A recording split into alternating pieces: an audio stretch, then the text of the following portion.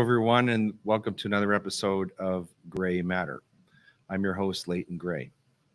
I want to start off today's show, which is going to be necessarily controversial, and I'll explain why in a moment, by just thanking all of the viewers who have tuned into the episodes of the show that are available. The first episode, in which we had a very stimulating discussion with our guest, Dr. Jay Bhattacharya of Stanford University, has received over 500 views, and we're very grateful for that support. There's another episode that's available right now involving Pastor James Coates of Grace Life Church in Edmonton, so please check that out. I also want to mention our sponsor, who's outfitted me again today as your spiritual gangster, pureathletics.ca. This line of clothing and others, and also, of course, the Corksicle line are available online at that website. Okay, so today's show is entitled Die Woke Die. DIE being an acronym for Diversity, Inclusion, Equity. I expect this show is going to be controversial. I don't know how many people are going to see it. The point is, if we reach 10 or we reach 10 million, it doesn't matter. This is a very important topic. These are questions of our time and questions for all time. And as usual, we are very, very fortunate to have a learned guest on the program today who's going to help us not only understand what these concepts are fundamentally, but also to understand them contextually in terms of how they are living and working and arguably destroying the fabric of Western culture and society. In other words, how are they represented in our daily lives? How do we spot these things? And most of all, what can we do about them? So, as usual, we frame our discussion from a quotation. And today I've chosen one from a British author whom I have referred to on the program, named Douglas Murray. And he wrote this. He says, if there was a genuine chance of diminishing racism, sexism, or anti-gay sentiment, who would not wish to seize it with every tool and engine at their disposal? The one overwhelming problem with this attitude is that it sacrifices truth in the pursuit of a political goal. Indeed, it decides that truth is part of the problem, a hurdle that must be got over. So where diversity and representation are found to have been inadequate in the past, this can be solved most easily by changing the past. So this is part of what we're going to be talking about today, and what I expect Dr. Salzman, who's our guest, Dr. Phillip Salzman, is going to tell us is that really, in some ways, what we're dealing with is a battle, and the battleground is objective truth. What is objective truth? Does wokeness and diversity, inclusion, equity, critical race theory, does all of this stuff really, really devolve into a discussion of what is objective truth or an assault upon it? So I'm going to first introduce our guest. His name is Dr. Phillip Carl Salzman. He's a senior fellow of the Frontier Center for Public Policy. He's received his BA from Antioch College, his MA and PhD from the University of Chicago, and he served as professor of anthropology at McGill University in Montreal from 1968 to 2018. He founded the Commission on Nomadic Peoples of the International Union of Anthropological and Ethnological Sciences and its international journal, Nomadic Peoples, for which he received the IUAES Gold Award. In recent years, he has been a senior fellow at the University of St. Andrews, an Open Society International Scholar at the American University of Central Asia, an Erasmus Mundus International Fellow at the University of Catania, and a visiting professor at the University of Sydney, Australia. He's also engaged in extensive ethnographic field research in Balochistan, Iran, Gujarat, and Rajasthan, India, and Sardinia, Italy, which has provided the foundation for many articles in academic journals and for books such as The Anthropology of Real Life, Events in Human Experience, Black Tents of Balochistan, 2000, winner of an award for that publication, Understanding Culture, an Introduction of Anthropological Theory, Pastoralists, Equality, Hierarchy, and the State, Culture and Conflict in the Middle East, Post-Colonial Theory and the Arab-Israel Conflict, and Thinking Anthropologically, 3rd edition, 2010. He's also written a classic comparative edition of Anthropology Studies, and he's a member of the Middle East Strategy at Harvard, a member of the Board of Directors of Scholars for Peace in the Middle East, and is a member of the Academic Council of the Canadian Institute for Jewish Studies, a fellow of the Middle East Forum, and a member of the Board of Directors of Scholars for Peace in the Middle East. He's also published articles and reports in Middle East Forum, Gatestone Institute, the Canadian Institute for Jewish Research, and the Macdonald Laureate Institute. More recently, he's also published a couple of very fascinating books. I've only read one of them so far. I'm looking forward to reading the second. I just finished reading Feminism and Injustice, which was published in 2019, and his most recent book, 2020, Understanding Universities. So before I introduce him to you, I just want to mention that Dr. Salzman has a particular interest in the study of social change and in the ways in which particular groups have transformed over time. He perceives change as part of social organization rather than extraneous to it. One of his books, Culture and Conflict in the Middle East, elucidates this approach and argues that Western colonial influences are less important in explanations of change than the culture and social dynamics of the region's societies. He's also adopted a very conservative stance in policy debates in North America, and he holds, I understand, classic liberal values. He's strongly opposed to affirmative action on grounds of gender and race in higher education, and he argues in his 2020 commentary that the woke revolution is really about a power grab through destroying liberal American institutions and culture and replacing them with a Marxist-inspired identity class struggle, socialism, and a totalitarian culture that cancels any opposition, and that this is now the agenda of our universities, of progressive politicians and office holders, and of the rioting mobs in the streets. He is opposed to socialist government, and he says that, quote, socialism sham absolute equality destroys prosperity, freedom, and democracy. And his 2019 book, Feminism and Injustice, challenges the social construction of gender, women's right to abortion, single motherhood, and commonly held visions of social justice. So I promised you controversy, but I also promised you honesty, and I think that's what we're going to have from our guest.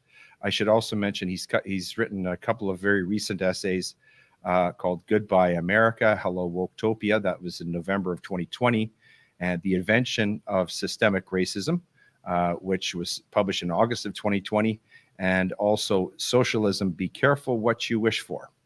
So there is a rather long and hopefully not embarrassing introduction, Dr. Salzman. Welcome to the program, and thank you so much for graciously agreeing to be our guest today on Grey Matter. I'm delighted to be here. Great. How are you today? I'm fine, thank you. Excellent. I hope that you're ready to dive into a deep and meaningful conversation because I know, speaking personally, I'm looking forward to learning a lot more about these topics in which you are clearly a leading expert. So before I go there, perhaps if we could just, I've given kind of a long-winded biography, but I would be very interested to know, and I expect that everyone watching and listening would be interested to know a little bit more about your personal background in terms of what led you into academia, why this was your chosen life path, why you feel you were called to it, and also what drew you to these particular topics in which you've become an expert, in which you've written so widely.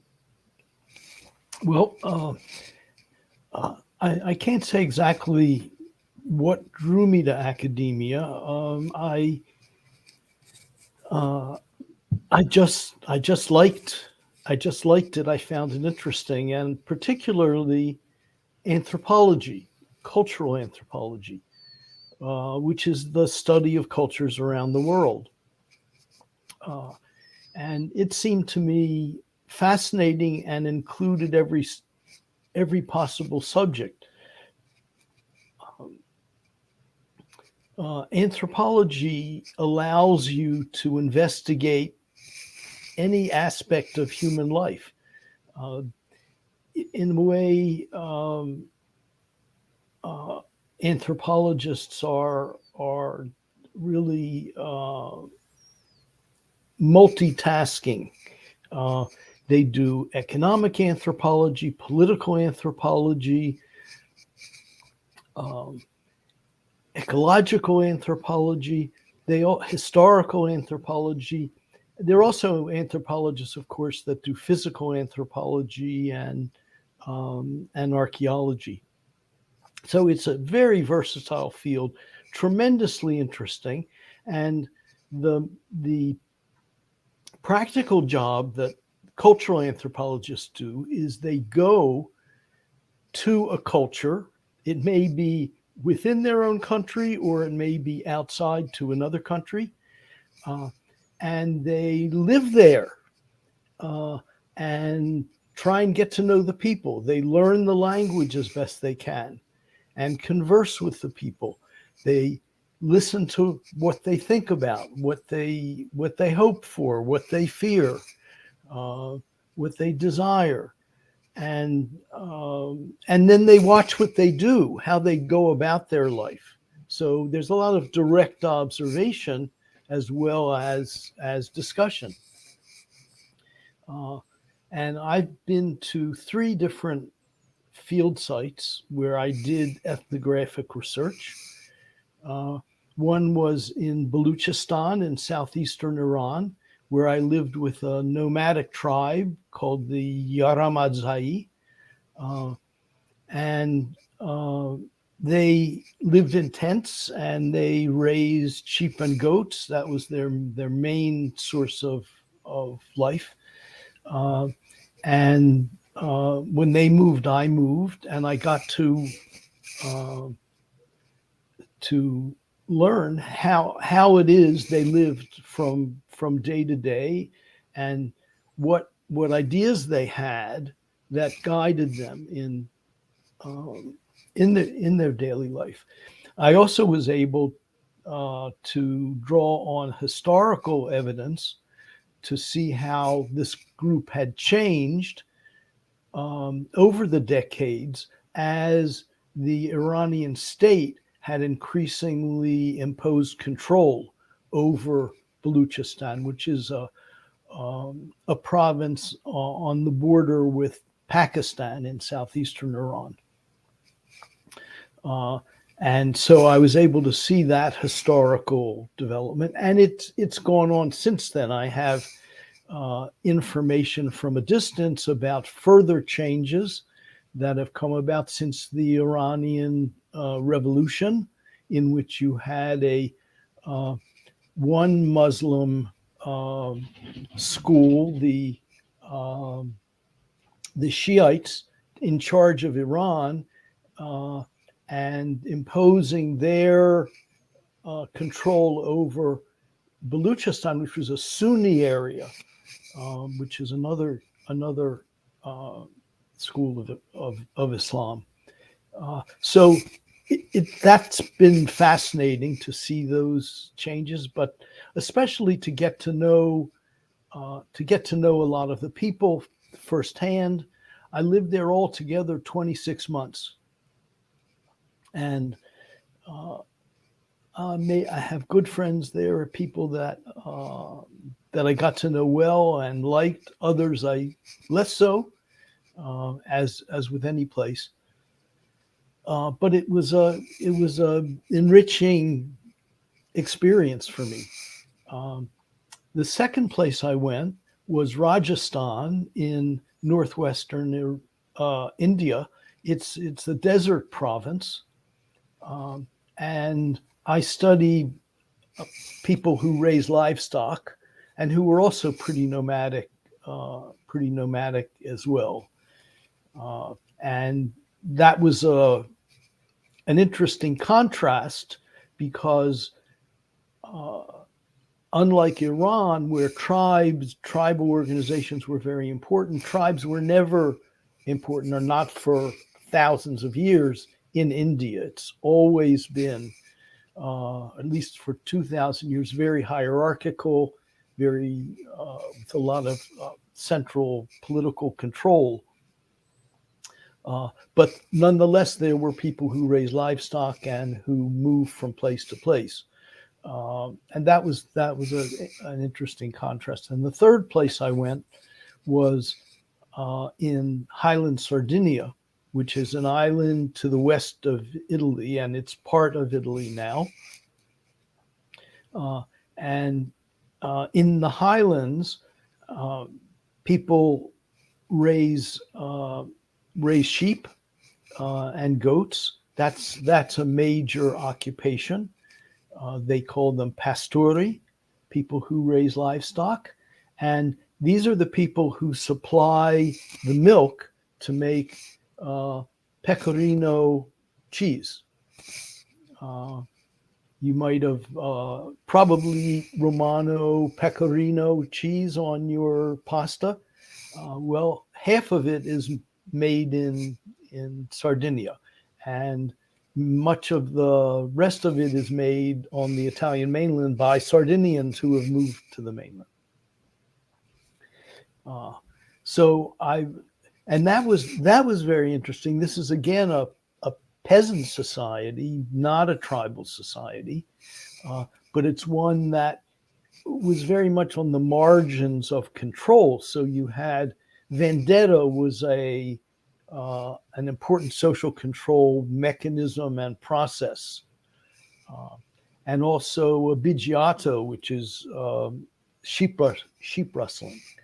So that was a fascinating area for me. And of course, the Italian government increasingly gains control over Sardinia, and you also see the transformation there, and in the culture. So it's been a very enriching for me, and for me, anthropology has always been trying to learn how the world actually works. What are the patterns, and what are the constraints, and what are the realities of the world? And I've been able to see it firsthand in 3 different places, and I've written about that. Now, one of the reasons that I've come to take some controversial positions is that anthropology started to change toward the end of my 50 years at McGill. And it became more and more political, less about understanding the world and more about applying predetermined truths to the world. And to me, that was a violation of the principles of anthropology. And basically, it was a move away from the truth toward a political stance, toward ideology that I felt that I was very disappointed about. And the university in general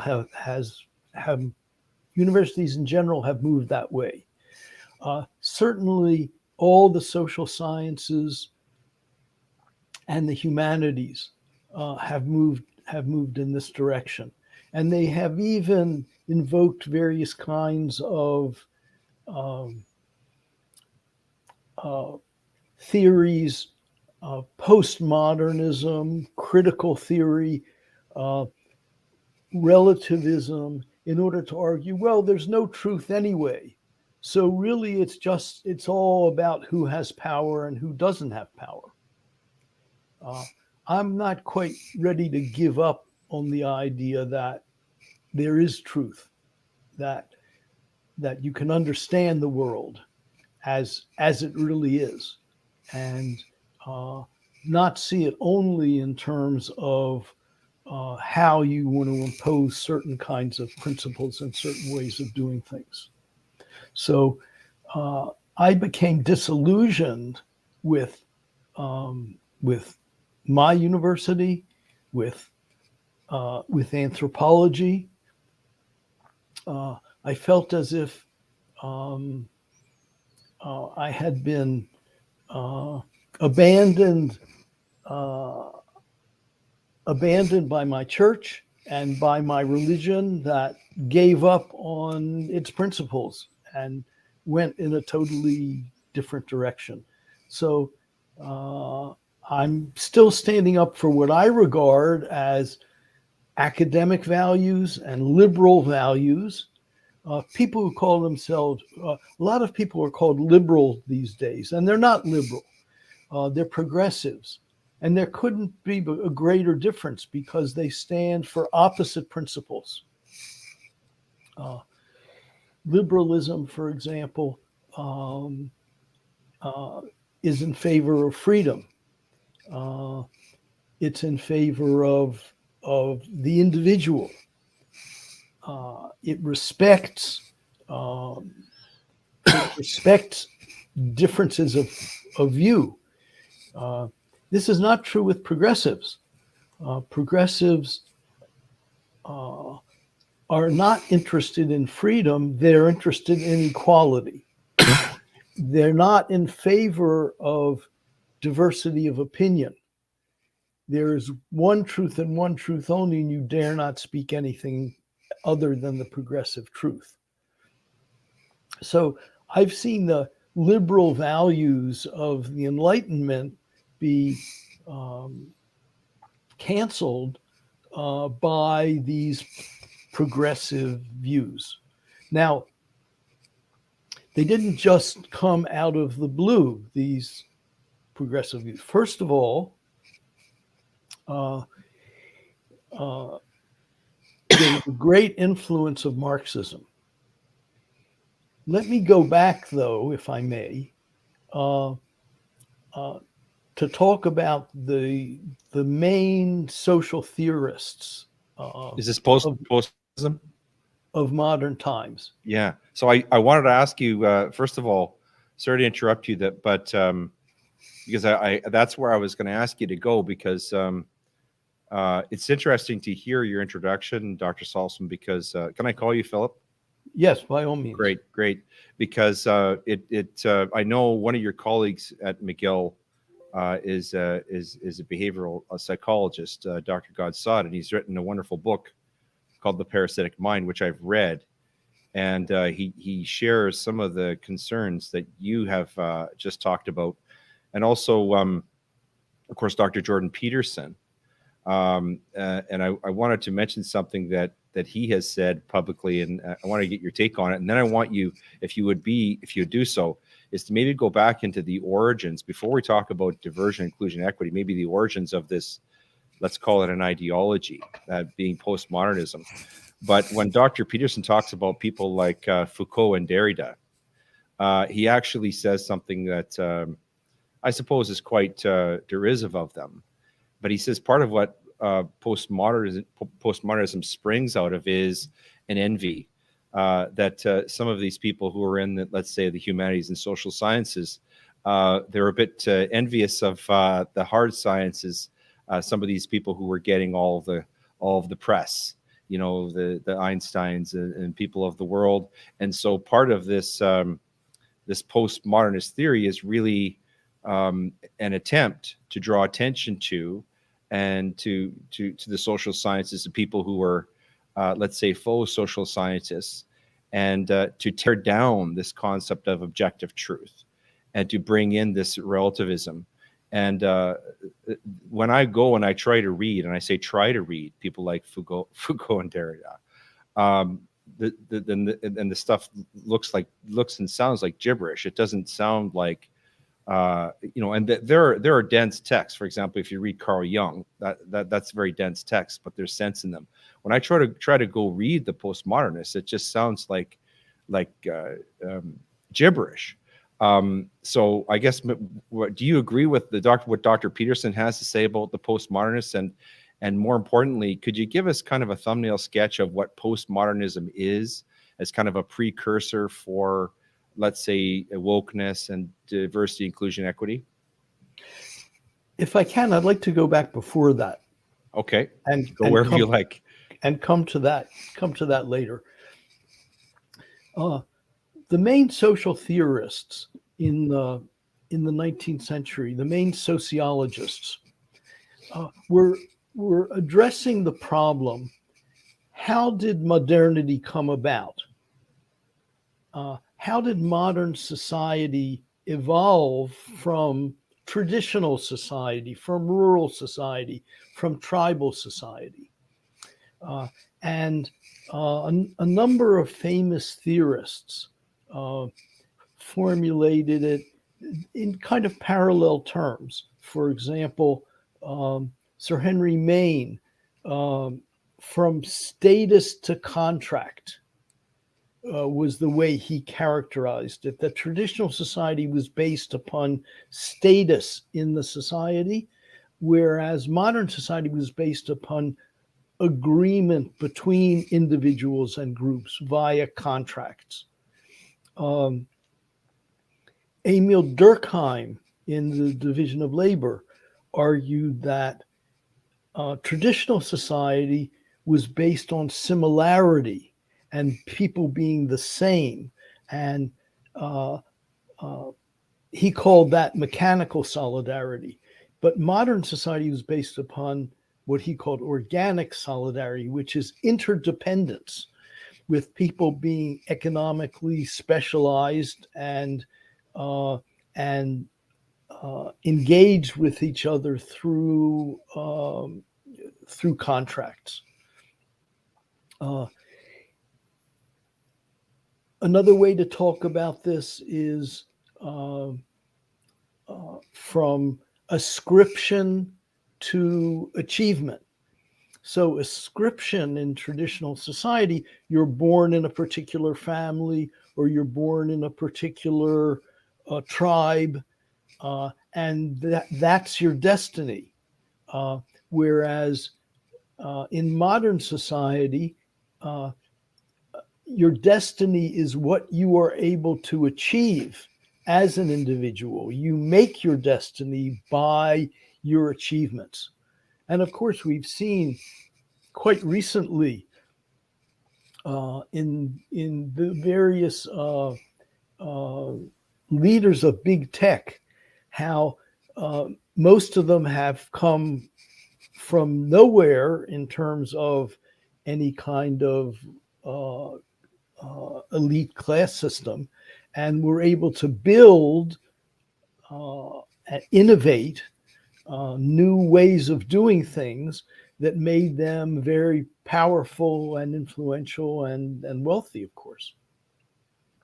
So I think the idea was then the model of society, if you will, that these authors constructed was one of individuals and groups cooperating and competing with one another. And that's what modern society was, how modern society came about and what it looked like. And in a sense, that's the liberal vision of society, that there are people who voluntarily come into relationship in groups or in individuals to cooperate or to compete, and of course also to innovate. And that's how modernity stays dynamic and has generated its particular characteristics of freedom and prosperity. Now, there was one other theorist in the 19th century that had a different vision, and that theorist was Karl Marx. And Marx saw society not so much as many individuals cooperating and competing, as much as two classes of people. There were people who controlled the means of production, so the land, the factories, and the mines, and those who worked in them for wages. So there was a contrast in his mind between the capitalists and the bourgeois on the one hand, who owned things and controlled things, and the proletariat who had to work for them for wages, and there was a class conflict between these two. The um, the bourgeois capitalists trying to exploit the proletariat, get as much work out of them with as little compensation as possible, and the proletariat trying to gain power, trying to gain some control in the face of this um, oppression. Now, this model, this Marxist model, has always been had some favor in the academic world among sociologists and political scientists, but it was very much a minor thing. And the reason for that in North America, of course, it was much more influential in Europe, but in North America, basically the population didn't define themselves as proletarians. People in general in Americans saw themselves as middle class, and they didn't buy the class warfare, and they saw the possibility of upward mobility, and that's what they wanted: upward mobility, not not conflict with uh, between classes.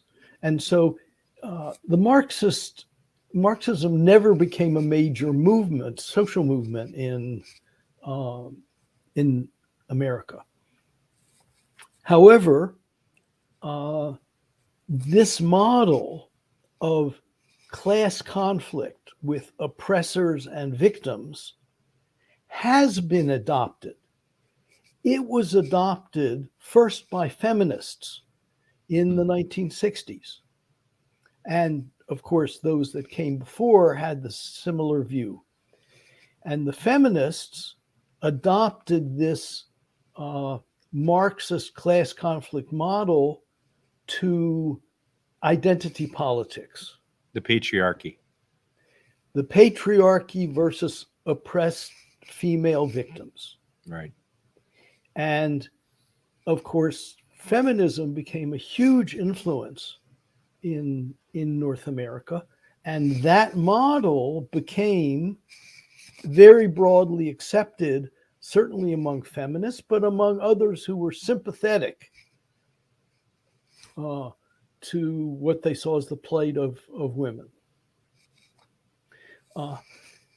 Once established, that model of class conflict, of oppressors and oppressed, was adopted by gays and lesbians and so on, and they framed their experience as oppression by heterosexuals against homosexuals, and their need to fight against that and overcome that, what they saw as oppression. Then, of course, race activists adopted the same model, arguing that, as they argue today, that North American and Western society in general is racist, systemically racist, that people of color are oppressed and have always been oppressed. They go farther than that, of course. They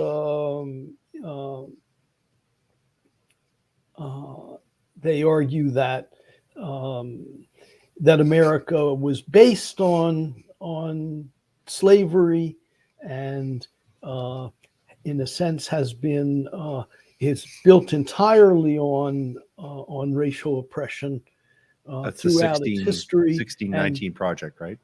Yes. Yes. And today, today nothing has changed. Everything that's wrong with society is a result of whites whiteness, that whiteness is evil, that whiteness is oppressive, and that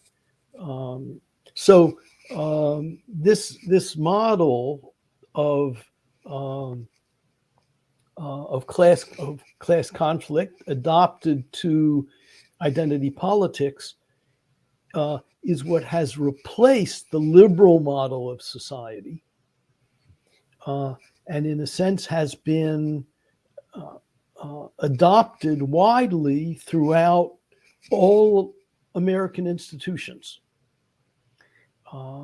And so there's been this terrific transformation. Now, part of, as we mentioned a bit earlier, part of this process has been the debunking of ideas of truth and objectivity.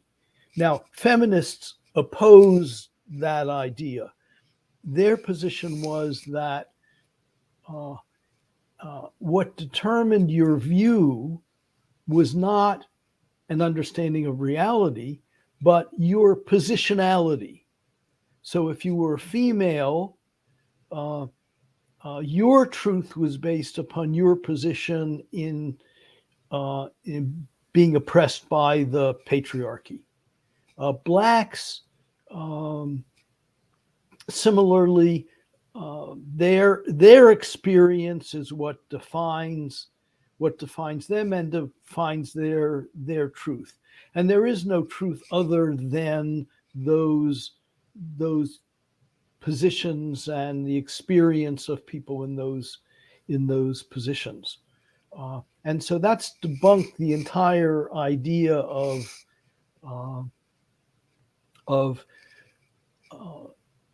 general truth in that might be studied in social science or explored in the humanities.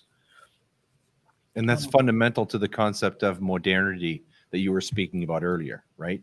Yes. That modernity was founded on these ideas that there are objective truths that we can trust, and that they are foundational to our understanding of let's say Western culture, Western civilization. There was a movement of in anthropology when cultural anthropology in the 1950s, in mid-century, took science as a model for itself. And the great British authors of social anthropology, Malinowski and Radcliffe Brown, published books about the science of culture and how to make social anthropology into a science. So there was a lot of work on methodology. How do you collect information in a systematic way so that you know something? There was a development in anthropology later, influenced heavily by one of my professors, Clifford Geertz, a very influential man throughout the humanities and social sciences. Was he also at McGill? No, he wasn't. He was at the University of Chicago. Oh, I see. And then was at the Institute for Advanced Studies in Princeton. He argued that because social life was mostly symbolic, that you had to, as a researcher, you had to move away from a scientific model. And he said that really cultural anthropology was more like a literary criticism, as you were trying to untangle the meanings in the culture that you were studying. And certainly his approach was valuable in itself, but as a replacement for observation and other methods, counting, and trying to gain a more objective point of view. It was basically a partial view that he had, and it was a mistake when in anthropology the more scientific approach got replaced by his more symbolic approach and a rejection of science. And I think there was, as you were asking before, about the possibility that that there was some jealousy of scientists. Well, I think in anthropology there was some sense that it was very difficult to do scientific work. It was very complicated, and really this symbolic approach was a way to avoid those efforts which perhaps would never have succeeded at the same level as the natural sciences have. So sort of a rejection of empiricism within anthropology. Yes, exactly that. And so that was part of my discontent toward the end of my teaching career. Mm-hmm. And I don't think it has really served anthropology well. Now, not all anthropologists have given up on scientific empirical approach. Thankfully.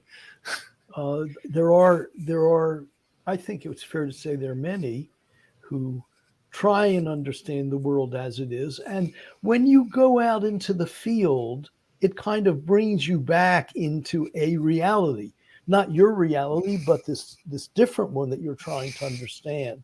And I think that these fancy theories of subjectivity and really pale in the face of reality of the life that you're looking at.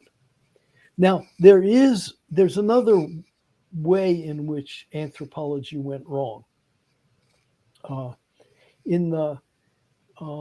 Again, in mid-century, even before, in American anthropology especially, Franz Boas and Margaret Mead and Ruth Benedict put forward the idea of cultural relativity. Mm-hmm. Now, cultural relativity, from their point of view, and Ruth Benedict was quite explicit about this. The whole idea was for you to suspend your own values and your own preferences when you go and study someplace, because you're there not to impose your values on them, but to understand their values and to understand who they are. And I think this is in a sense was a heuristic position, a heuristic methodological position, if you will, and made complete sense. But as time went on, and especially as we got to multiculturalism as a way of life, that was advanced in very strongly in Canada, but elsewhere in the West, the idea of cultural relativism was extended to people saying, well, all cultures are equally good. All cultures are equally valuable. Which isn't really true, is it? I think a very strong case could be made that all cultures are not equally good. And there are many. I mean, we do have our values, and there are places that reject those. There are places that, well,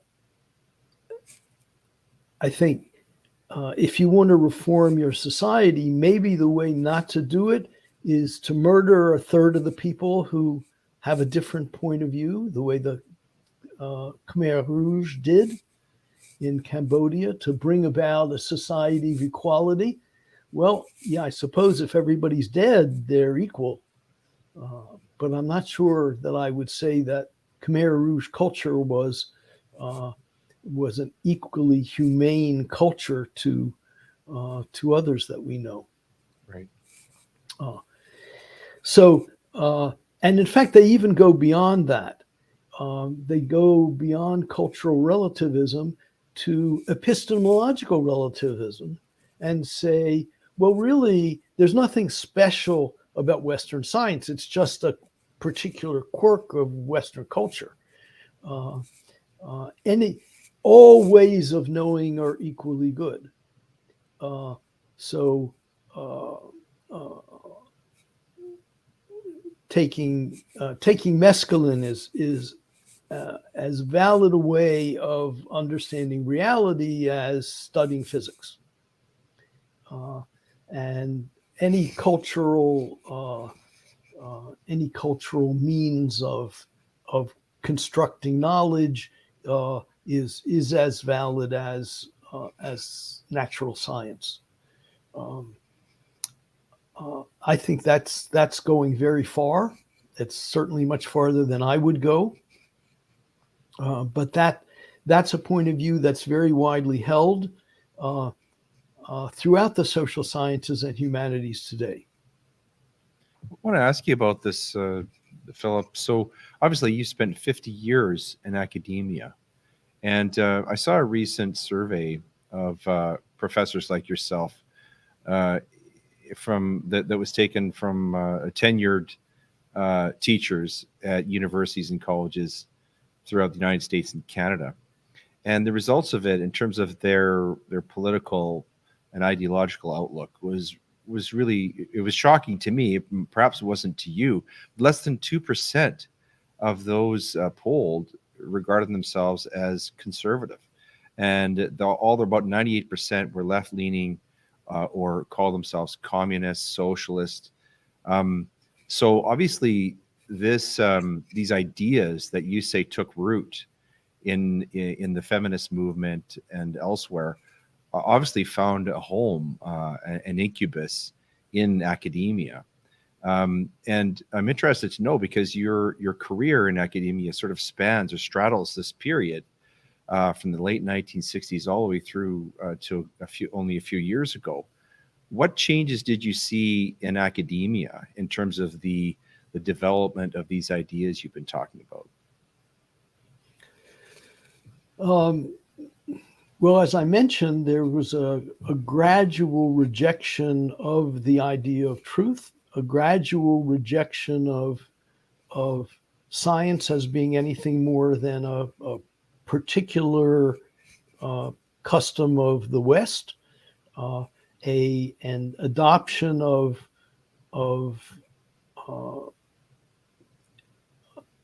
cultural relativism as asserting that all cultures are equally good, but increasingly a willingness to say, yes, our society is not many people with many points of view joining together in cooperation or competition, but rather saying, no, our society is a society of an oppressive class and a set of victims, to the point where we'll come a little later to the effect of the functioning of the university as a result of this. But I want to make a point about where this has taken us. We have gone from achievement back to ascription. We have gone from contract back to status. We have gone from individuals back to tribal collectivities. So we have taken up in this adoption of sex sex politics, racial politics, sexuality politics. We have gone back to pre-modern understandings and organizations of the world. It's almost an irony of progressivism then. Progressivism taken to the extreme. Well, it's extraordinary that, and of course now, and we can get into this more. What do we call the most extreme form of racism that's imposed right now? We call it anti-racism. So, what the racism is. We have the good new racism. We have the good new sexism. It's just a question of who the target is now. We've gone back to concept of primitive society in these identity politics, and this has been adopted throughout the university. But more than that, because unfortunately, what happens in the university doesn't stay in the university, as we know now very well. You have to keep in mind that one of the most radical sections of universities are faculties of education. The very places that train all of the teachers that go into K-12 schools. Right. And as a consequence, all of the corrosive and illiberal ideas in the university are funneled into the schools via faculties of education and into the reactionary teachers unions and into illiberal departments of education. One recent example of this is in Florida, of course, where Governor DeSantis has brought in some legislation that's being called the Don't Say Gay bill, which appears to be sort of a leftist fabrication about what the bill says. But really what it is aimed at doing is preventing educators from exposing children in grade 3 and younger to radical gender theory. That seems to be an precise example of what you're just talking about. Yes, I'm going to come to DeSantis and some other cases later, if I may. Sure. And we're gonna talk later about what can be done about this, if anything. Right. I was in a way, the last straw for me at McGill was my department deciding that to engage in racial hiring. The Canadian emphasis, of course, African Americans aren't so prominent in Canada as a population, and the focus of radical revolutionism in Canada are the First Nations or Indigenous population of Canada, and universities have tripped over themselves trying to introduce First Nations culture into their curriculum and to hire and bring in as many First Nations professors and First Nations students as they can. Now, there's a paucity of them with of First Nations professors with credentials that you could possibly claim justifies hiring. And so universities have been competing with one another over the number of people who are on the market. My department decided it had a hire, and it decided it was going to hire a First Nations individual. To me, this is blatant racism, and I just find it appalling. I'm delighted to have anybody from any background in my department.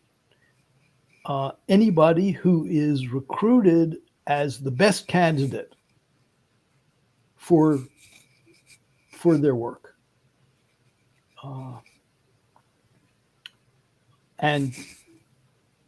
But to hire people because they're one race or another is deeply offensive to me. It's deeply illiberal, and that's exactly what's happened. Liberalism, liberal values have disappeared. Even academic values are disappearing.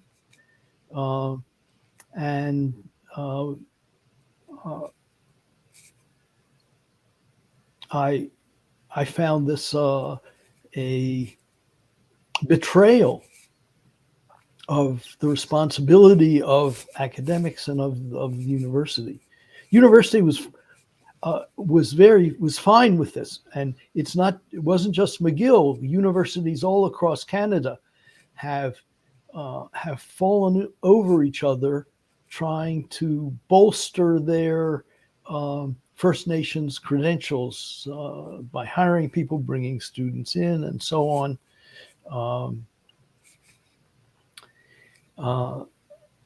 I think this is a travesty, but I may be the last liberal left in Canada. Apparently these days, classical liberals are considered conservatives, and there may be other ways in which conservatives disagree, but I think on these points we tend to agree. So when we're talking about these ideas and how they've influenced the universities and their policies, it actually goes much broader than that. I can tell you all the law societies in Canada have adopted the same approach, and that is diversity, inclusion, equity. Yes. These words sound pleasant and innocuous and wonderful in terms of their let's say their modern interpretation, but their post-modern interpretation and the way that they're translated into policy and practice and law, and the way that they're taught to students at universities is something very, very dangerous. And I know that you've spoken out about this, and you have a story to tell about what happened to you at McGill. But in terms of first principles, can you give us sort of a thumbnail sketch of what diversity, inclusion, and equity, what those words, what that means, and how that's been translated into an ideology? Absolutely. Let me just say that these weren't invented at one university. This was actually diversity, equity, and inclusion was mandated by the liberal federal government and set out as a set of principles which were sent to every university president and who they asked to endorse this set of principles. And in order to encourage them, they said that, well, federal funding is going to be based on the implementation of DEI. So, for example, they're Canada research chairs. Well, if your candidates are not the right color or the right background or the right sex, they won't give you the money. So this is not just something weird that's happened at universities. This has happened from the top down in Canada. And you're right. It's happened. It's happened in law societies. It's happened in medical societies. Every disciplinary society, the chemists, the physicists, the biologists, they all have adopted this and make it obligatory. The funding agencies require that you bow to these principles. You have to say in your applications. I'm talking about not only the Canadian but the American National Science Foundation, but here in Canada, NSERC and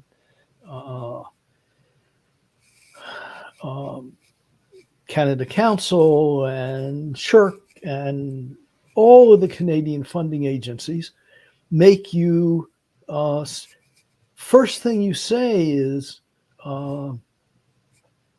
how I'm going to advance DEI in my work. And the way it's set out, I know for a fact that in the physical science competitions, because I know that physicists and chemists and so on have applied, they have to say how they're going to advance these principles. And if their statement is not satisfactory, then nobody goes on to review the substantive scientific work that they're intending to do. So all funding is now tied to bowing to these principles and claiming that you're going to be very effective in implementing them.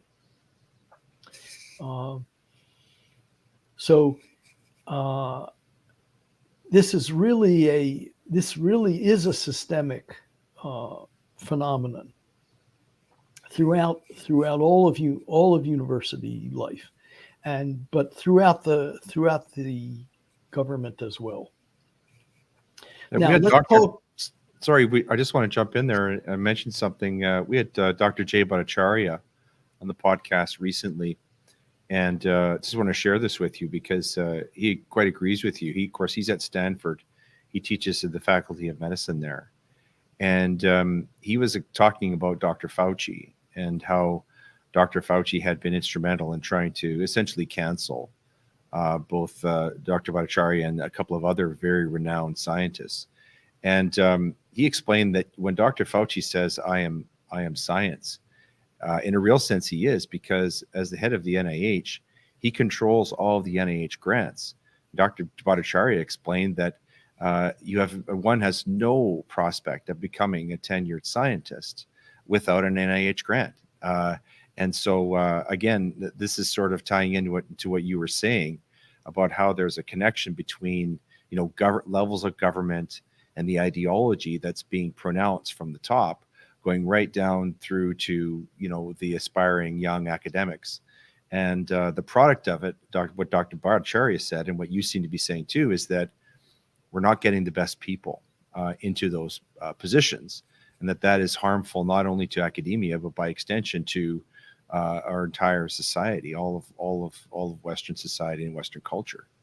So I just wanted to add that in because something you had said sort of reminded me of something Dr. Bhattacharya had said about that. Well, that's a very good example because uh, in the course of this pandemic, this pandemic of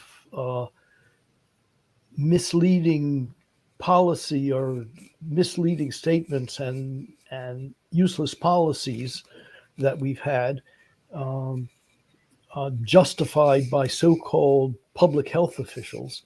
Uh, the highly distinguished academics in these fields who have disagreed with these policies or disagreed with these analyses. For example, who have asserted the reality of natural immunity, something that you would have thought no one would have objected to, that these people were all marginalized and rejected and and canceled as much as they could be. Uh, and that's a very good introduction to what diversity doesn't mean. What diversity doesn't mean is people having different points of view, arguing them out, and providing evidence to support their different points of view. So diversity does not mean diversity of opinion. What it means is people with different colors, people with different colored skin, all saying the same thing. That's what diversity means. And so the obligation to have people, and the justification sometimes given is that, well, people with different backgrounds have different experiences, and people with from different races have different experiences, and yet they're not allowed to say anything that disagrees with the general position of the progressives. So if they have different backgrounds, why are they all saying the same thing? So diversity is definitely only at the very superficial level, and not in any serious thing. Secondly, let me talk about inclusion. Inclusion is a nice idea. Who wants to exclude people? But in fact, what it means is that preferred categories of people are included. So that it means that people of color are included. It means that women are included. It means that disabled are included. It means that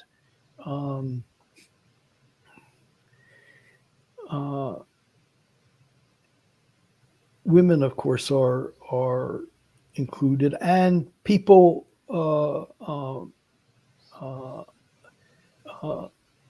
people with particular sexual preferences are included. Who's not included are whites, males, Asians, Jews. None of these people are included. How do we know this? Because if you look at, for example, at the ads from universities, they specify that this position is restricted to people of color. This position is restricted to women. This ad is restricted to people from First Nations. And we know that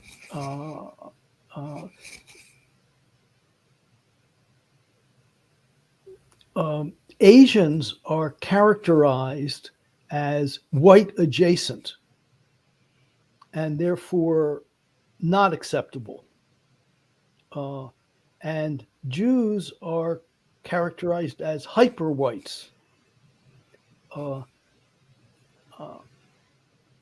this is the first time that Jews have ever been characterized as whites. But since whites are now bad, now Jews are included.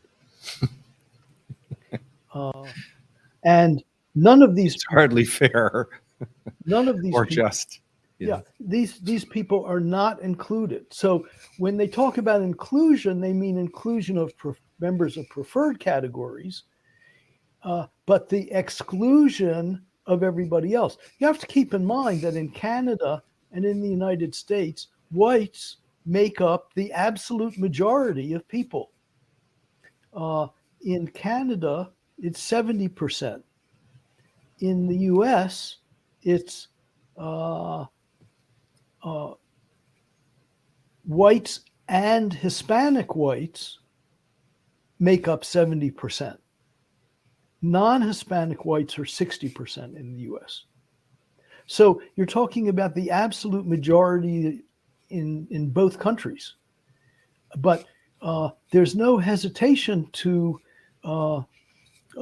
exclude the majority. Now, a substantial minority, I think Asians make up about 5% of the population in the United States, and probably more in Canada. But they're also excluded. They're excluded because they've committed the sin of being too successful. And so they're not wanted. They're not wanted. Now we know, for example, that there are the Supreme Court is considering cases from Harvard and I'm not sure Princeton. I'm not sure, 2 universities where suit has been brought by Asian activists because they've been excluded on the basis of their race, is the argument. I think it's true. I think it's undoubtedly true.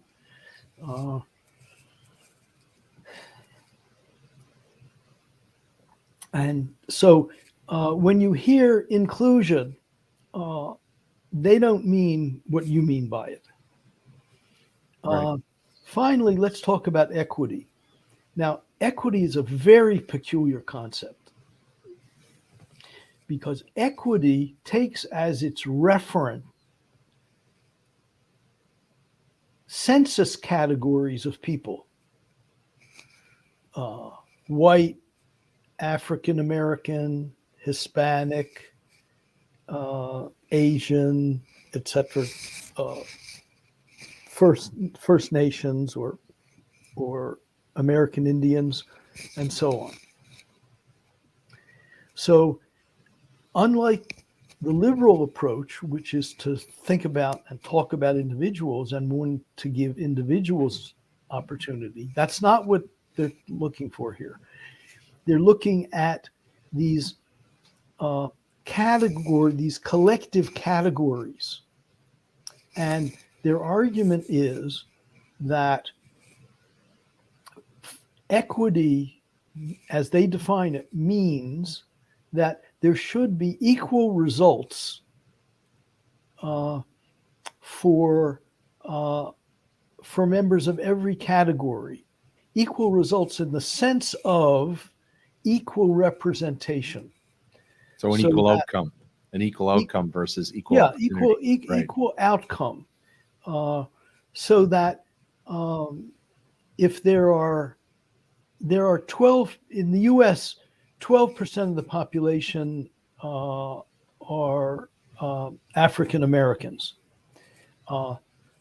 That's based on the census. It's interesting that because of media coverage, most Americans think there are many more African Americans than that. They think there are 30 or 40 or 50% of African Americans in the population. But the argument goes that given that they're 12% of African Americans, that there should be 12% of any organization that of African Americans. So every university should have 12% of their professors or more of African Americans. Um,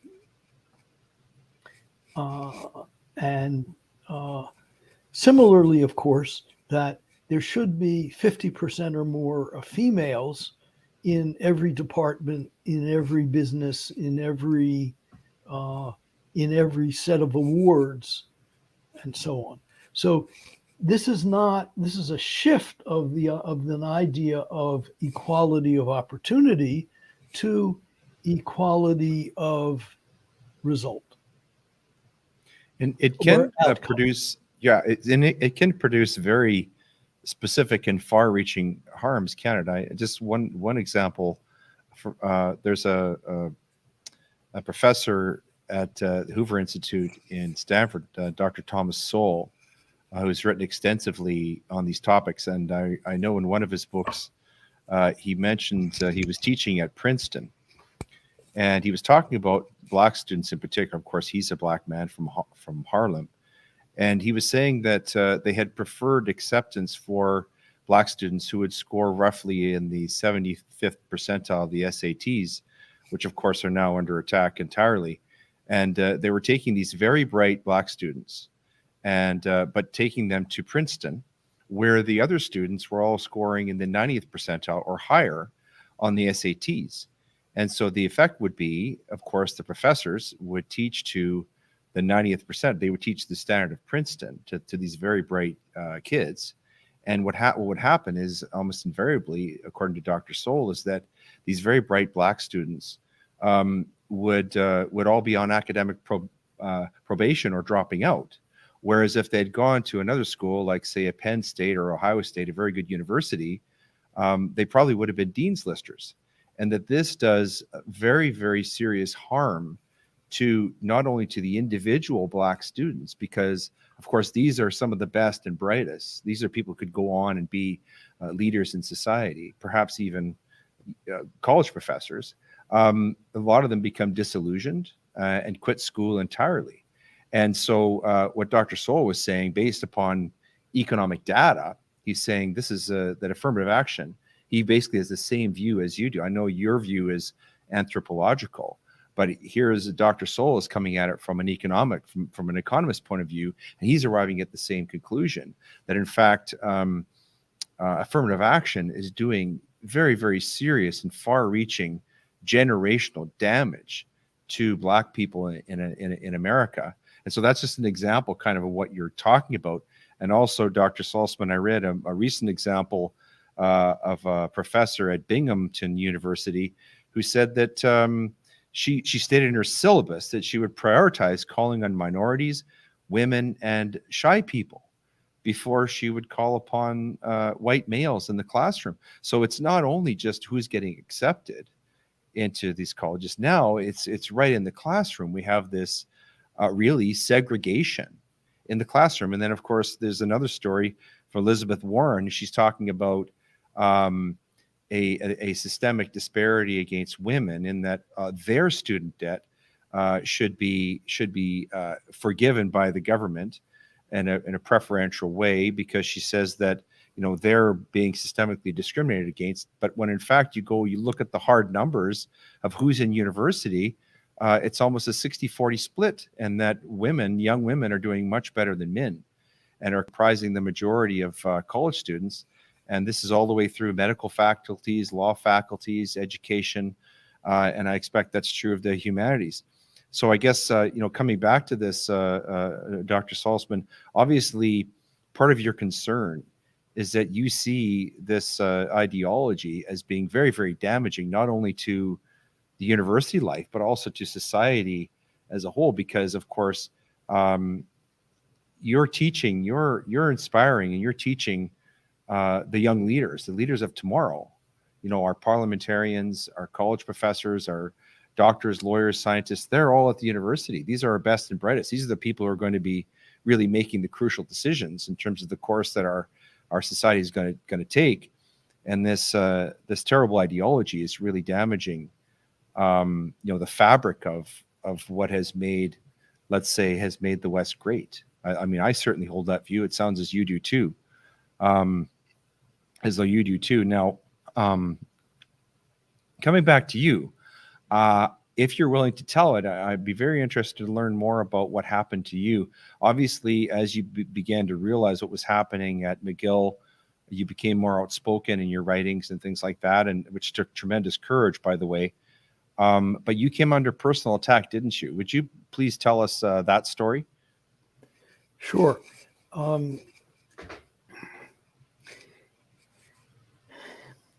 Actually, I started, it was only a couple of years before I retired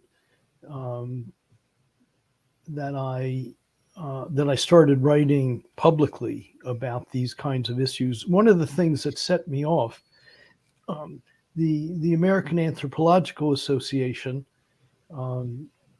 had voted on a motion to boycott Israel.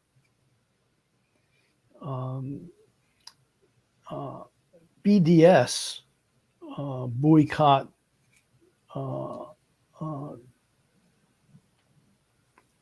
divest, sanction Israel. That movement has spread in academia, and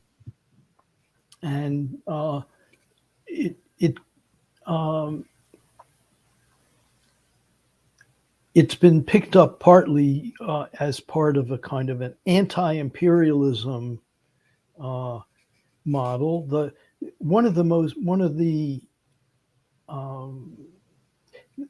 Perhaps the most widely held theory in the social sciences and humanities today is so-called post-colonial theory. And post-colonial theory basically argues that the world was a lovely place with everyone getting along splendidly and protecting the environment and being kind to one another until Western imperialism brought evil to the world.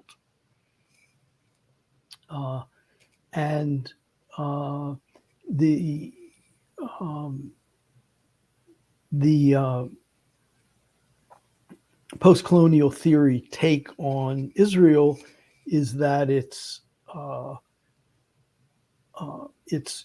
part of a European imperial colonial movement, that Israelis are colonial settlers in the land of the Palestinians. And so motion was brought to boycott Israel, but in the American Anthropological Association, and I was quite appalled by that. First of all, the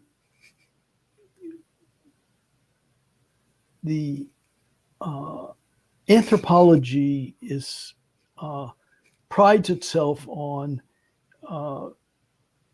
taking the view that nothing human is alien to us. We're open to trying to understand every place in the world and every culture and every practice. And I thought that it was a bit rich that the Anthropological Association decided that nothing human is alien to us except the Jews in Israel.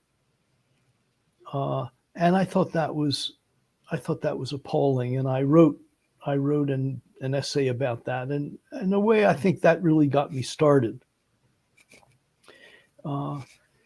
As it turned out, by a tiny margin, that proposal was turned down.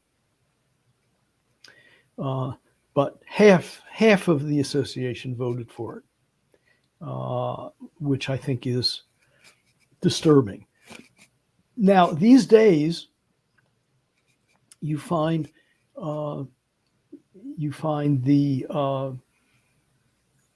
the attempt to unify all victims across the world, and so um, we impose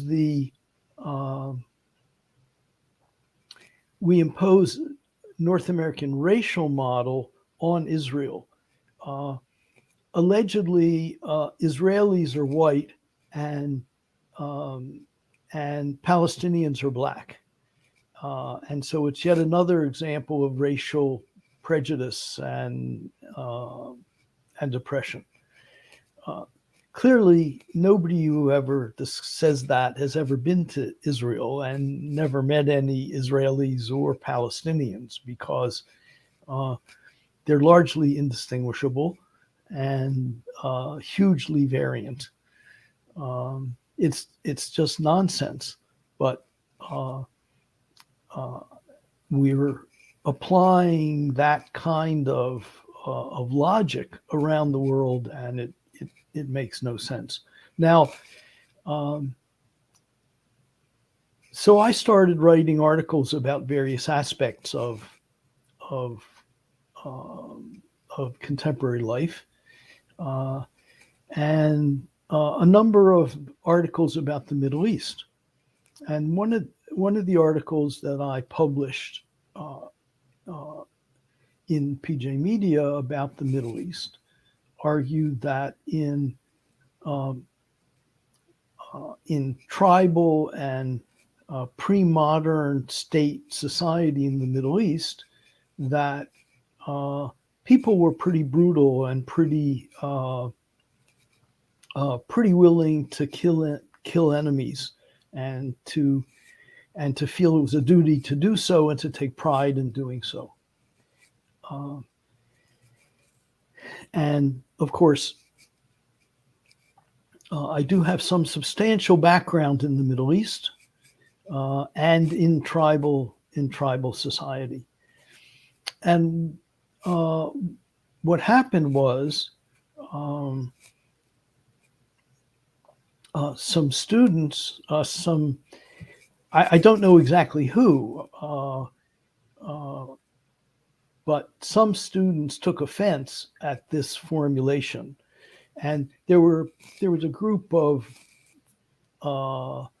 student groups, Muslim groups, pro-Palestinian groups, several different Muslim groups, and also two anthropology societies that took issue with that.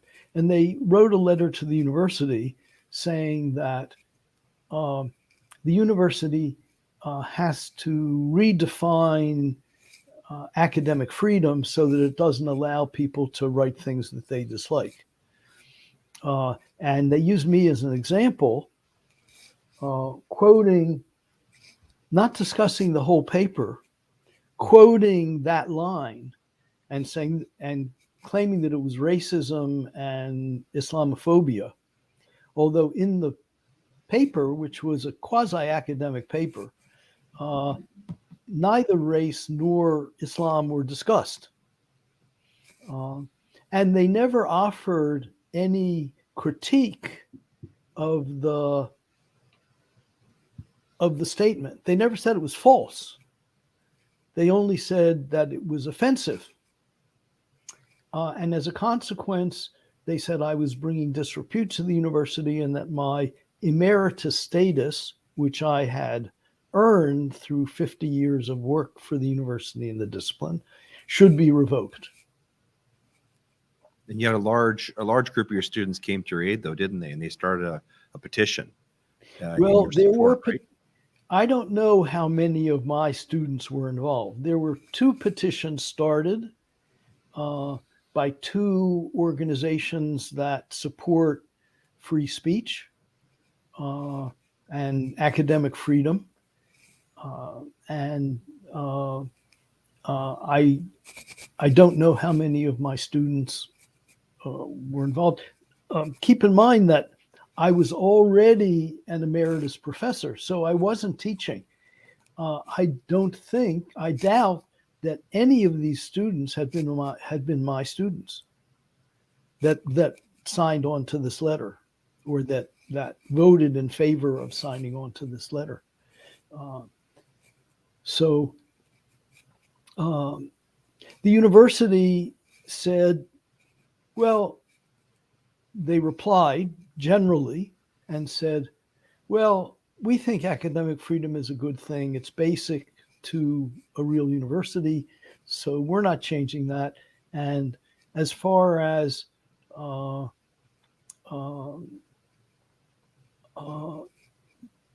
emeritus status, we don't revoke statuses because of differences of opinion. So that was the university's answer.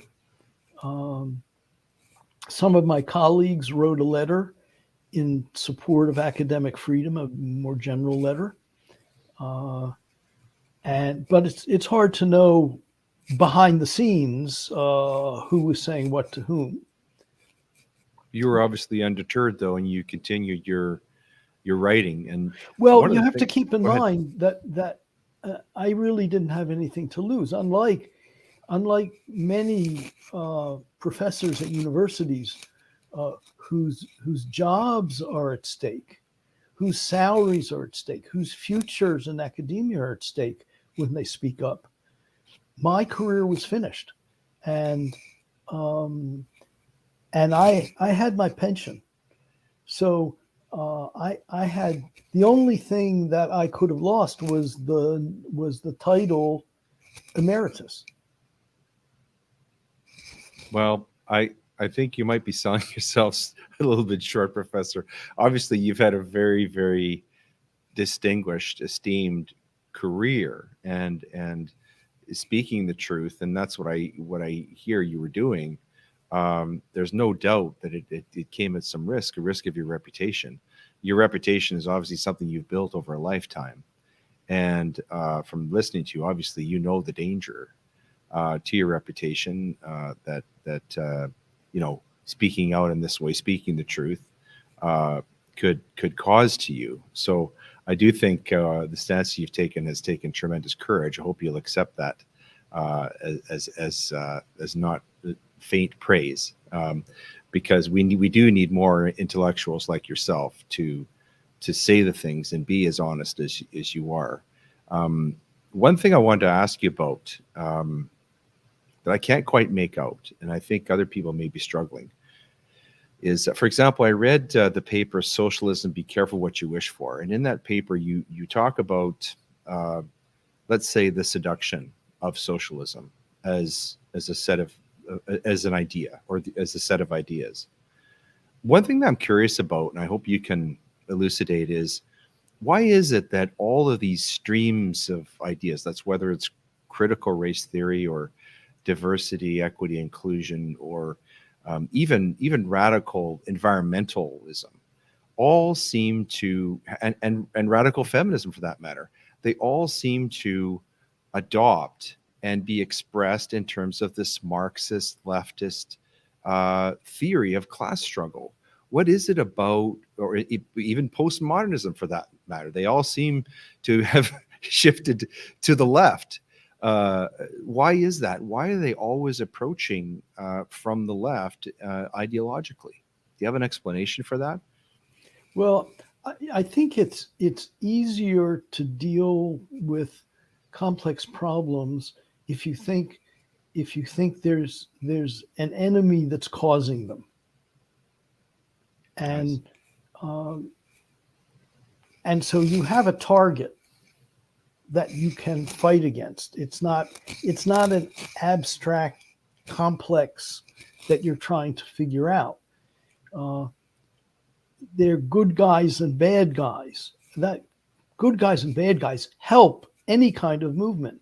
If you can identify yourself as the good guys and the other guys as the bad guys, that pushes things along.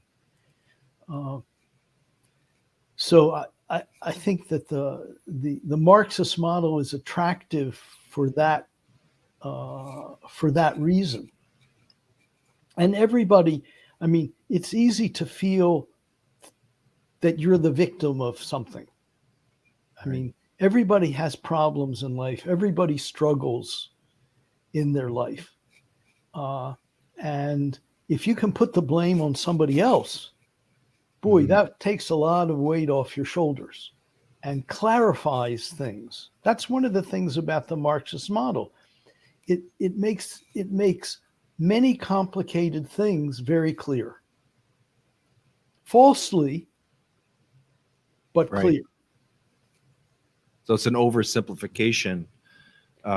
It's an overly simple or maybe even simplistic answer to complex problems that require deeper analysis. I think that's part of it. Another aspect of it is I think that there's a kind of a process of intensification, that when people have an idea,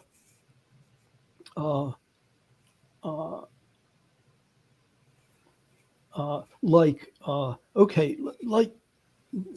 civil rights, we want to make sure that everybody, irrespective of race, has equal rights in the society. That's a liberal value, but in order to become prominent, in order to draw attention to yourself, in order to gain status among your peers, you have to say something a little different than that. You can't just repeat what everybody else has said. You've got to say something a little bit stronger. So you take a slightly more extreme position and you say, well, it's not just about equal rights. It's about somehow dealing with these people who are oppressing us. And then the next guy goes farther and says that the problem is whiteness. The problem is people who think they're right answers to things. The problem is people who think you should be on time. The problem is people who believe in things like merit. These people are all oppressors, and it's all due to their whiteness. So you have this internal dynamic in universities and in social movements of trying to state a position that gains attention, that gains you more status, and that inevitably leads to more and more radical positions.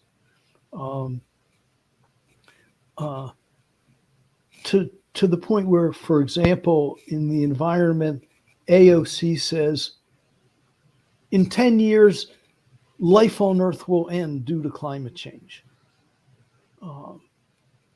And there she is. She's the most prominent leftist in America.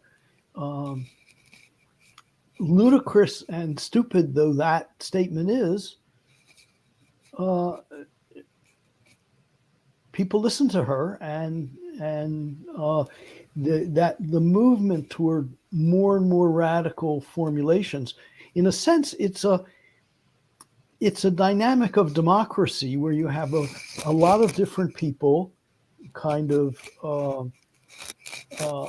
all kind of moving, trying to gain a position for themselves, gain a reputation, gain some status, gain position, gain some power. And so people compete with each other and get more and more radical. That part of Marxism may be right. There's a dialectic of more and more extremism. Right. And this is what I wanted to talk to you about is there's an adage that the left always goes too far. And I wonder whether, I'm interested to hear your thoughts on this. I wonder whether we are approaching, or perhaps we're past the tipping point on that. Citing a couple of recent examples. One is we have a Supreme Court justice candidate who's been selected for appointment by President Biden and the Democrats in the United States. And of course, the precursor to this is that we have the president making this statement, this, let's call it the diversity, equity, inclusion statement, that he was going to select a black woman, and no one from any other category would be considered.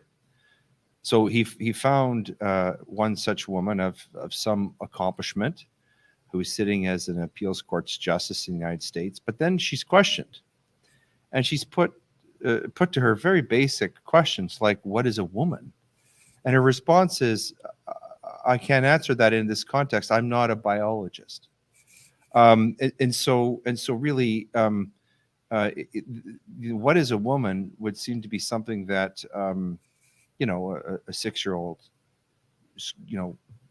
kindergarten student could answer. And yet we have such a stark rejection of truths, things that we knew the day before yesterday, that we're living in this world where someone who is a very high academic credential, who's going to be put on the highest appeal court in the United States, the most powerful country in the world, and she can't provide an honest answer, at least an objectively truthful answer to a question like that.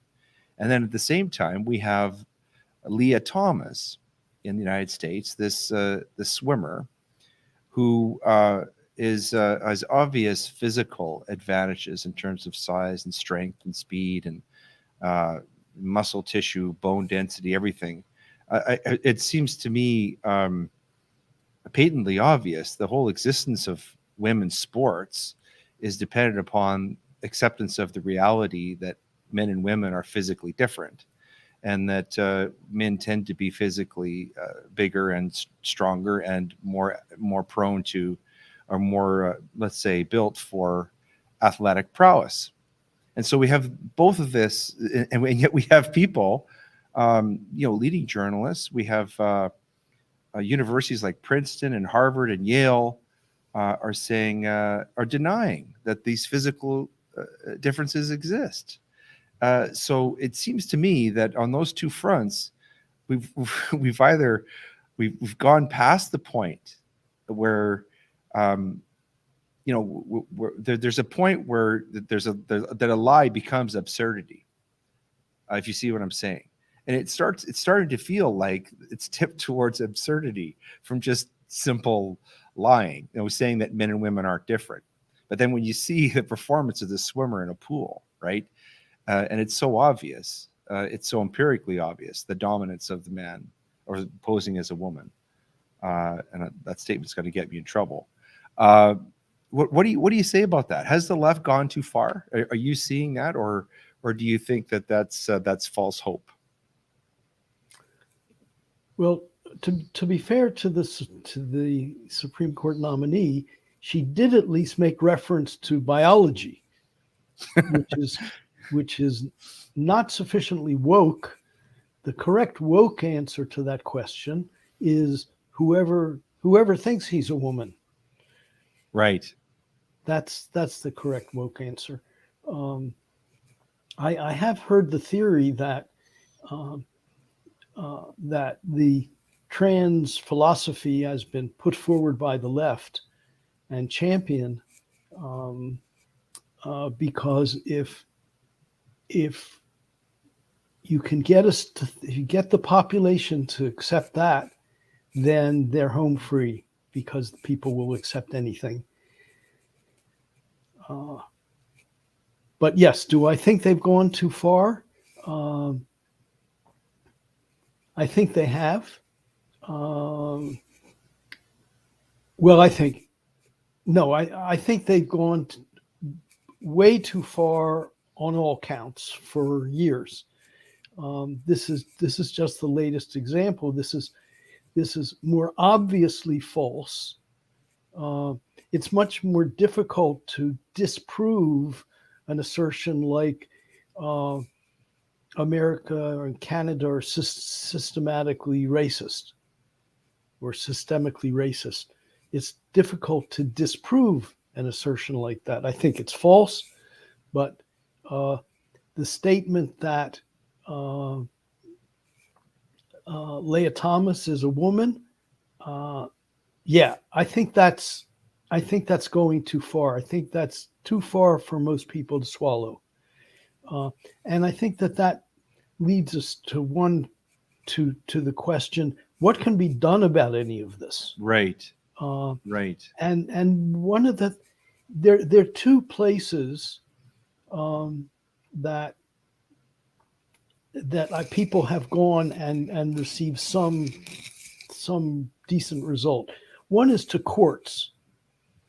For example, many men who were accused um, of rape or of sexual assault at universities without due process, without the assumption of evidence, without being able to defend themselves, uh, went to court and won settlements and had there was great criticism by the court of the universities. Uh, there were many cases of that, and so far the courts provide some kind of decent response. Now, the law is getting corrupted like every other institution. And if you look at what law students are doing, law students now won't allow anybody to speak who don't speak the woke pieties. So uh, courts may not last that long, but so far they've been doing some good work. Uh, the other is the state legislatures. You mentioned the Florida legislature passing a bill banning uh, inappropriate sexual philosophy and gender philosophy from early school grades. Should be for the whole school system, in my opinion. But maybe they'll extend that. And then Utah and Kentucky have passed bills to ban biological males from female sports. Um, another uh, state legislature has defunded um, uh, feminist and gender studies in the university. I don't know whether that'll stand or not, but um, I've actually written in a couple of articles that the only places that we can go uh, to put some control over this craziness is, is state legislatures who fund many of the universities. Uh, Mm. they're the ones that are going to have to come out and say, no, you can't do away with exams, with entrance exams, and you can't do away with considerations of merit. Uh, and of course, the Supreme Court now is considering the case of uh, whether you can ignore uh, strong evidence of achievement and merit and just set it aside and accept people that don't have that. Uh, so I think that just as you've seen parents now start to challenge school boards for uh, for what's going on in the schools, citizens need to start lobbying uh, state legislatures to push back on these extreme policies that undermine real education um, and engage in various racist and sexist policies as a matter of course. That's a very fascinating position, coming as it does from a classical liberal. In that, what you seem to be advocating, and I agree with this, is that um, we should have our legislatures um, use political power to pass laws that express the good, at least the will of the people. What's interesting to me is that the assertion of individual rights has almost been a bit of a trap for the unwary in this discussion, in this discourse. And the reason why I say that is this, and I'll ask you to comment on it. If you start from the classical liberal statement of rights of J.S. Mill, that the right of my fist ends where your nose begins.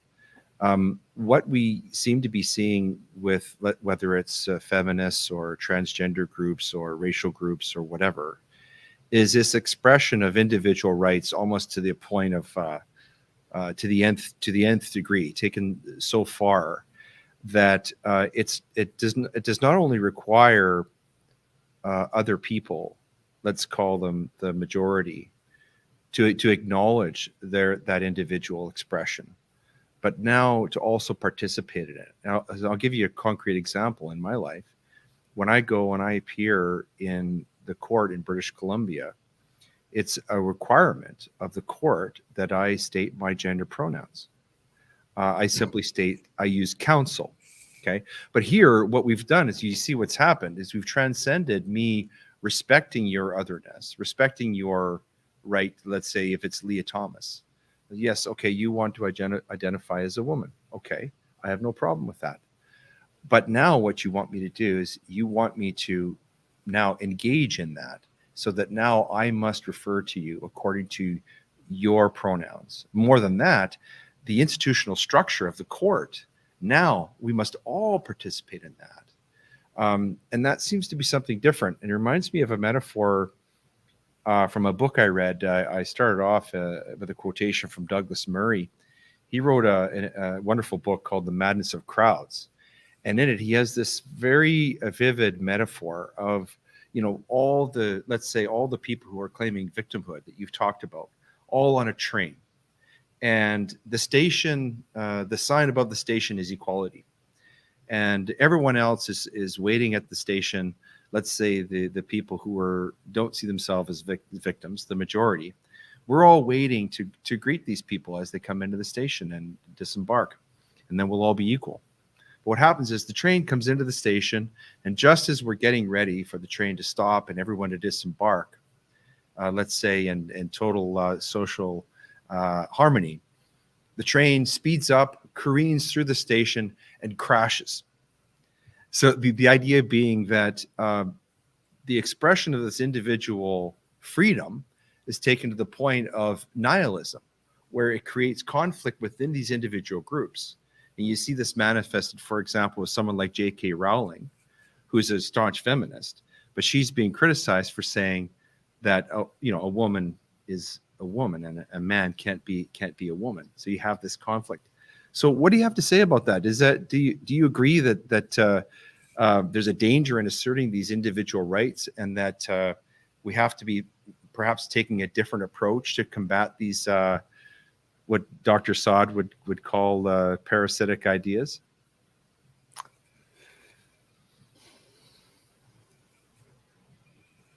I'm not sure how to respond to that.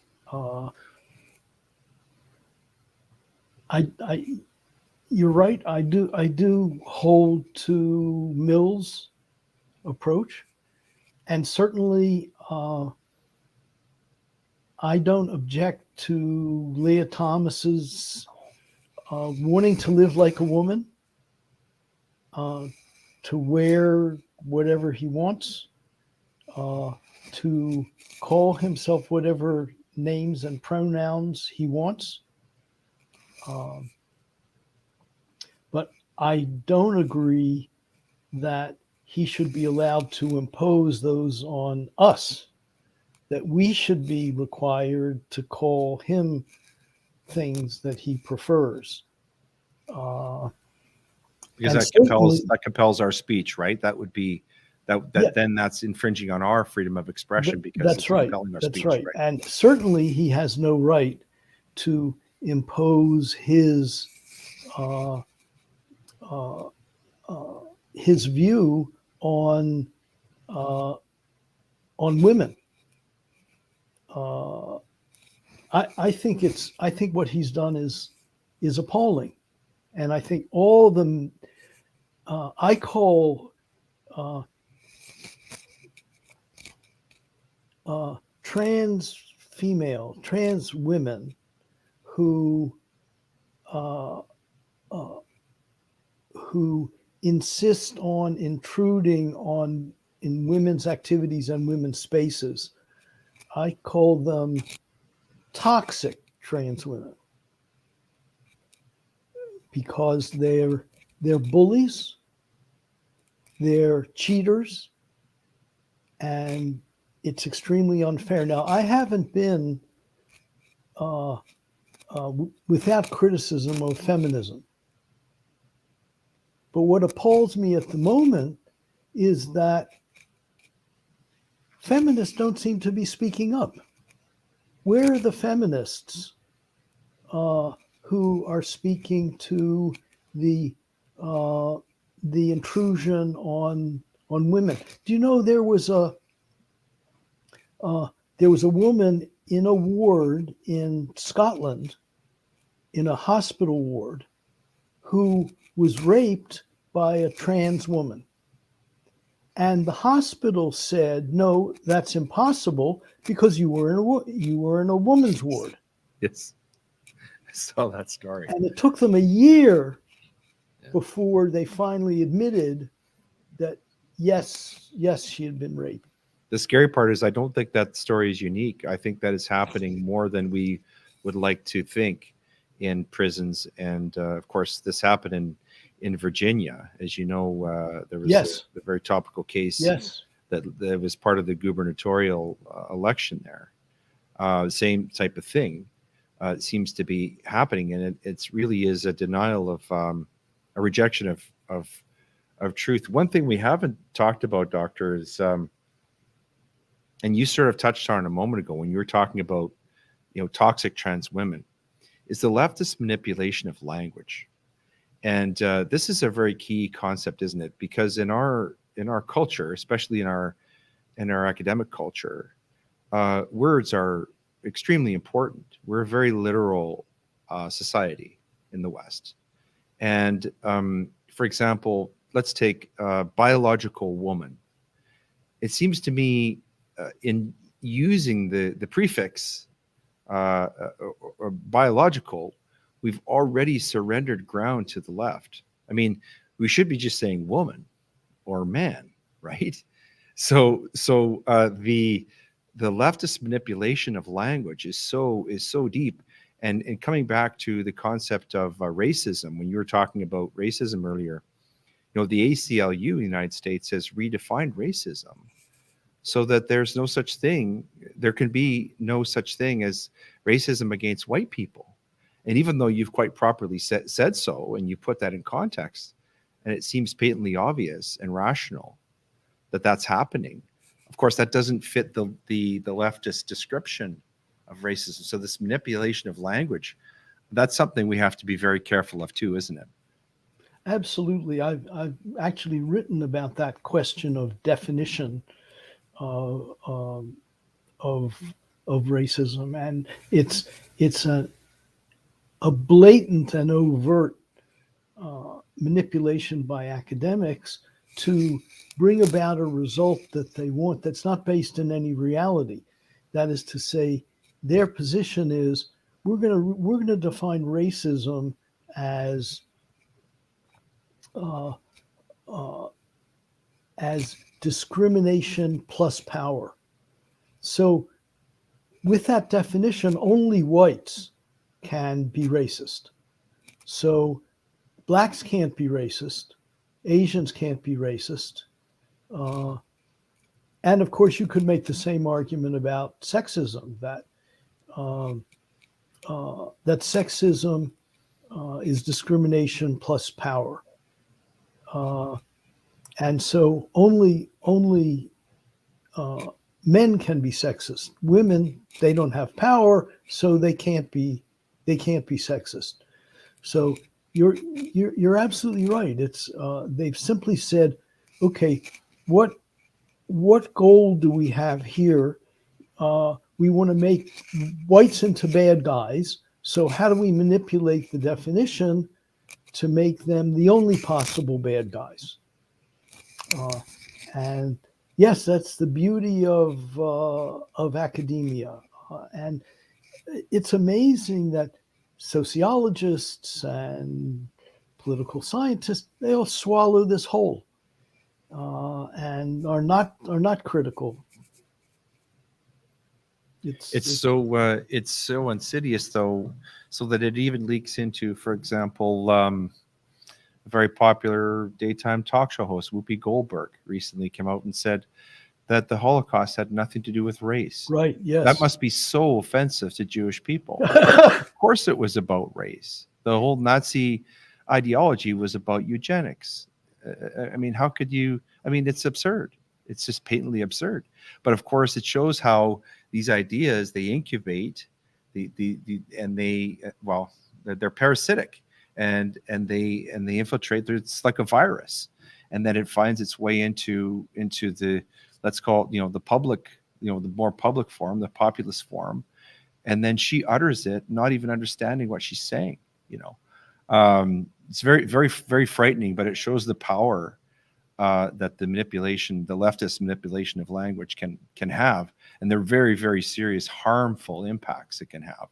Well, I think a good example of that is Black Lives Matter and their Right. prominence. The Black Lives Matter, basically, their whole program is based on a lie that all black men are in danger of being killed every day by police. And if you look at the statistics, you find people grossly exaggerate, depending on their political background, how many so-called unarmed black men are killed by police. The answer is in 2019 it was 12. They guess 500, 5,000. It's simply a lie, but it's so damaging because the 50% of the victims of murder in America are blacks, and 90% of those, where we know who the murderer was, 90% of the murderers were also black. Black on black crime is the real scourge of the black community, not police violence. And when you ask blacks, their surveys, do you want to do away with police in your neighborhood, or do you want the same number, or do you want more? The vast majority want the same number or more in their community. But Black Lives Matter, instead of paying attention to black lives, they were much more interested in destroying blue lives and in putting the blame on whites. It's appalling. So they simply lied about what they were doing. Their name is a fraud, and it's the fact that people widely accepted them as bastions of virtue is truly astonishing. Yeah, I got my own dose of the cancel culture experience for publicly criticizing Black Lives Matter. Oh, did I you? also had the temerity to criticize someone named George Soros, for which I was branded the label anti-Semite. If you know me better, I'm anything but. Dr. Salzman, I guess what I want to do is I want to finish off the discussion here, just getting your ideas about what our viewers, the people who are listening into this podcast, what they can do in their daily lives. I think what we've come down to is this whole topic is really a struggle for the preservation of rational, objective truth, and you've obviously tried to do that through your writings, through your teaching, and also through participating in this podcast today, for which we're grateful.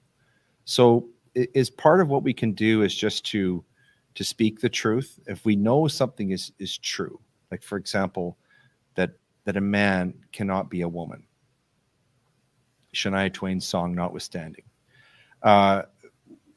do we have to be brave? We have to speak that, or how do we combat this this relentless assault of the left upon language and upon everything that, as I said the day before yesterday, we took to be fundamental, self-evident truths? How do we sort of work this out in our daily lives and try to restore some sense to public discourse? Of course, we're being censored right and left. Pardon the pun. How do we fight this fight? How do we best do this? Well, I think what we see is that when people are touched personally in ways that really they care about, they will start to act. For example, the parents in Virginia, but parents across the country who are not happy with what's happening to their children, with what their children are being taught, with how their children are being formed, with the values that are being imposed on their children. And so they have begun to speak up at the place that matters in the at school boards. They've recalled members of school boards in some places. They're thinking of running for school board in other places. I don't know that people want to tackle these things in the abstract, but where it touches them, where it hurts them in concrete, they seem to be willing to work. I think the other thing to do, since only state legislatures and provincial legislatures are willing to push back at all, I think the thing for people to do who feel the need to challenge some of this is to lobby their members of the legislature, or their members of parliament, or their state legislature, or their congressional representatives. They're there. They respond to people who mobilize. We've seen moms and dads mobilize. I think that's important. I think there's maybe some causes that can encourage people to speak up. For example, the attacks on science and the undermining of science for political objectives. That's going to end up hurting everybody. And I think that universities are a problem. I don't know whether people are going to be willing to tackle universities.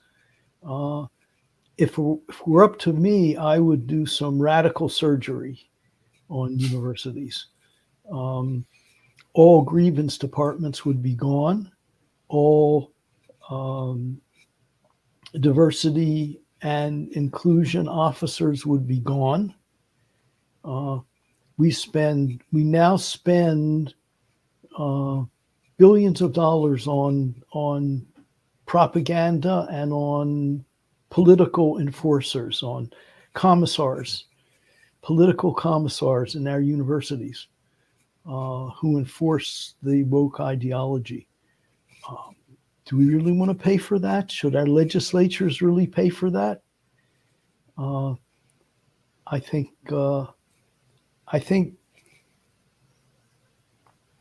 parents of children in schools have been willing to act up. What about parents of university students? Right. No. This is sort of we're coming to the end of the program here. We've kept you for a long time today. And this is the part of the program where we ask you to make a suggestion or two about where people who've listened in could go to further their understanding of some of the things that you've talked about today. I'm going to make my own suggestion first. One of them, you've written a number of great books, but the one that I read, Feminism and Injustice, I'm going to recommend to people because in it, Dr. Salzman goes into in greater detail a lot of the things that he's talked about today, and I found that to be a very readable and just an excellent book. And the other one I mentioned is by Douglas Murray. It's called The Madness of Crowds. It was written a couple of years ago, and it's an excellent book, also very readable. And you will also find a lot of interviews on YouTube where Douglas Murray has gone around and he's explained and elucidated some of the concepts that are in the book. And of course, many of them are the same ones that Dr. Salzman has been talking about. And I would say that they're ad idem on the essence of what we've been talking about here. So, Dr. Salzman, what would you recommend? Are there any websites or books that you would recommend for people listening in so they could further their understanding of the topics that you've been talking about today? Absolutely. The Manhattan Institute has a website and has they send out email articles that I don't know whether they call it the City Journal. Perhaps they call it the City Journal, but it's the Manhattan Institute. Rufo is one of the authors. He's been writing a great deal about this, about what they're teaching in schools. Heather MacDonald writes for them as well. Her book, she has several books. One is called The War on Cops. Another is called The Diversity Delusion. And she talks about a number of the things that we talked about today. For example, the affirmative action leading to setting up a lot of students to fail and so on. She actually has a couple of great videos that are available on PragerU. People are interested. Yes. Yeah. She's brilliant. I would also recommend the website one of the websites I write for, Minding the Campus. Many different authors, most university professors discuss these and many related problems. Relatively short articles and many astute observations, well worth looking at. And then the National Association of Scholars has a journal called Academic Questions. And it discusses these issue after issue after issue, discusses many of these problems, many different cases. And I think these are very rich sources of counter woke information. I guess we would be remiss if we didn't also mention the Frontier Center for Public Policy, of which you, of course, are a senior fellow and contributor. There's a lot of great material there as well. Dr. Salzman, Phillip, it's been an absolute pleasure listening to you and speaking with you today. I've learned a great deal, and I know everyone listening in has. I want to thank you for sharing your mind and your heart and your wisdom with us today. I think we've benefited from a lifetime of study and careful contemplation and wisdom today. Thank you so much for being part of Grey Matter today. Thank you, Leighton.